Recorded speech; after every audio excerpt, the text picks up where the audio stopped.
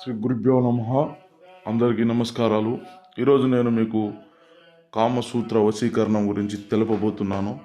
అసలు ఈ కామసూత్ర వశీకరణం అనేది ఎందుకు ఉపయోగిస్తారు, ఎవరి మీద ఉపయోగించాలి అనేది ఈరోజు మీకు చెప్పబోతున్నాను.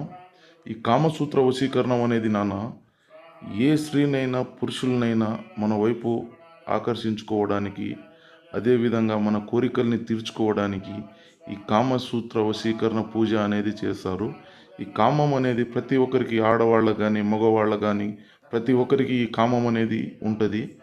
ఈ కామాన్ని మనం ఎదుటి వారి మీద తీర్చుకోవడానికి, ఎంతటి వారినైనా మన వైపు ఆకర్షించుకోవడానికి ఈ వశీకరణ పూజ అనేది చేస్తారు.